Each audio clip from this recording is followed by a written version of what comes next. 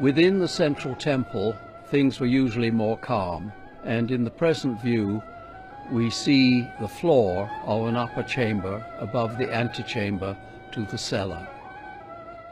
In this room, the kneeling worker is cleaning the floor round a circular aperture which is filled with shale, and this marks the point where the Medes, who had filled the room below, had come up because they couldn't leave through the door into the upper chamber, and then, of course, continued to fill the temple to the very top of the structure.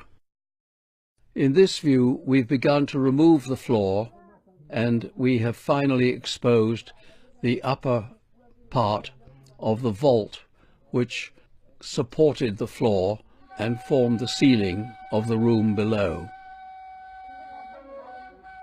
Here some of the struts are still very much in place, although the arc has somewhat flattened, but as you can see, they're held in place by this thick mass of shale which the workers had filled the lower room with.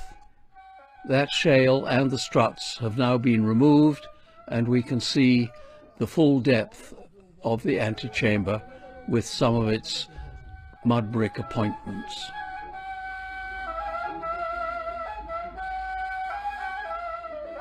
These include the deep niche in the wall which you see in front of you, which had a shaft that led horizontally to the outside and provided air and light to the chamber.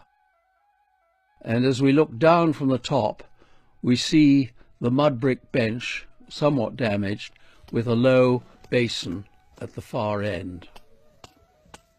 The bricks here represent a single skin of bricks, several courses in height, which eventually were used to block the doorway between the antechamber and the cellar as the filling process went forwards.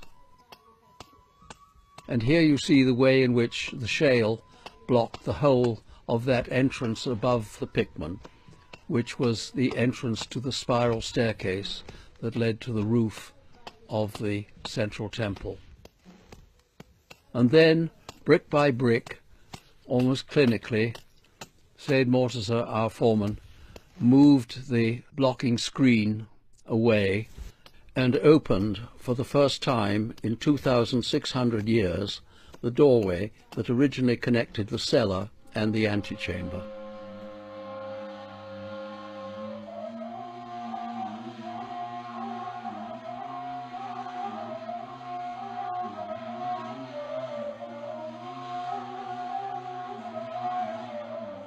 We now are looking at the tall main cellar or sanctuary of the central temple. Here the workers had an enormous task, which was to take out the shale that had filled the whole of this high structure. And then a low wall came in view, just above floor level, which was an exciting development.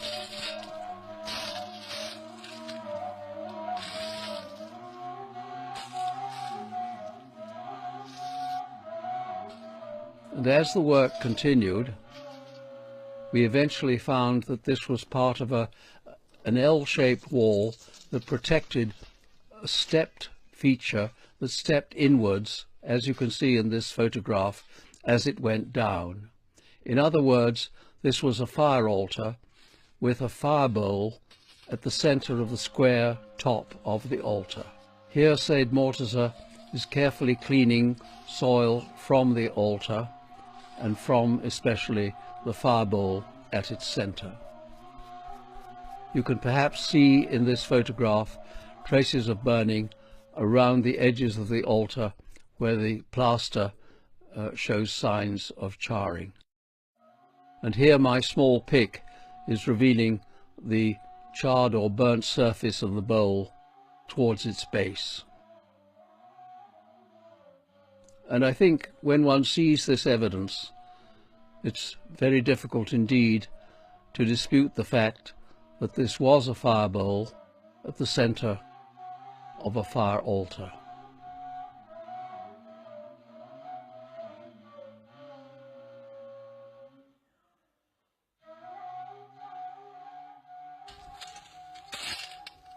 Nevertheless, we still had to clear the whole of this enormous cellar in order to get a view of every constituent part of that important part of the temple.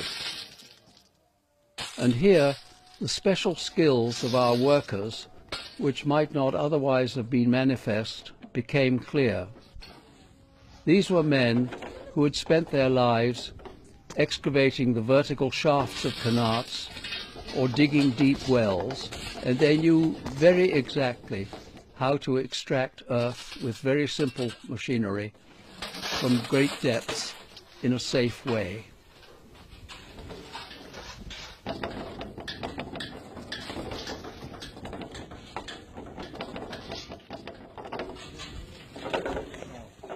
It was quite remarkable that nobody was injured in the whole of this complex process, which owed so much to the skill and resourcefulness of our workers.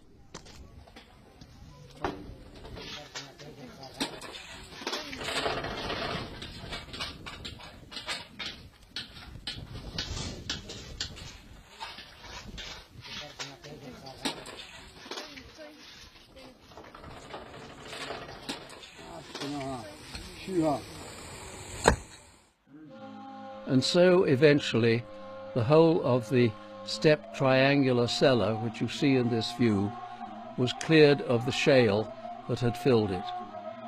And in the foreground we have the fire altar with its fire bowl at the center, protected by its secondary wall, the very focal point of worship in this religious site in the heart of Media, exposed to our view.